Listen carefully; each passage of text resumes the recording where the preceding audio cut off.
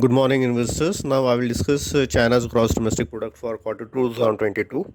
China's Q2 2022 GDP increased by 4.9% in Q2 2022 versus minus 16.15% in Q1 2022 and versus 9.41% in Q2 2021 in terms of constant prices, non-annualized basis and not seasonally adjusted basis. This indicates that China's real GDP improved on QoQ basis post-COVID restrictions, but it is still weaker on YoY basis.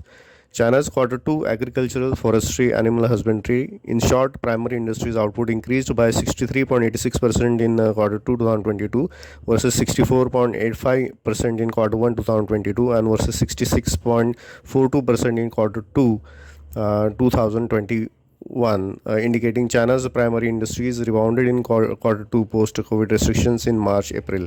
China's manufacturing, mining, electricity construction industries, in short secondary industries output increased by 8.72% in Q2 2022 versus minus 17.39% in Q1 2022 and versus 13.91% in Q2 2021, indicating secondary industries output improved but still weaker than previous year. China's service industries, in short tertiary industries output decreased by minus 1.92% in Q2 2022 versus minus 5.62% in Q1 22 versus plus 2.43% in Q2 21, indicating tertiary industries output continues to contract in Q2 as well.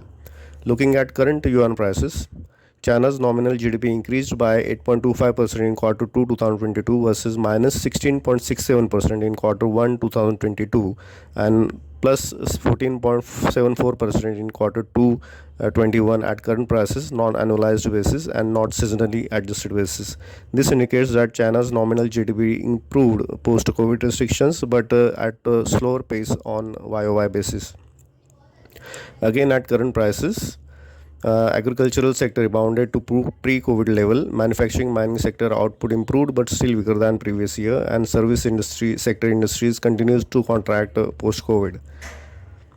Looking at segment-wise contribution to know the strength in the underlying economy, final consumption expenditure contribution to GDP has sharply dropped to minus 211% in Q2 2022 versus plus 69.4% in Q1 2022 and versus 74.1% contribution in Q2 2021, indicating China's consumer spending, consumer confidence suffered greatly, pressuring China's GDP.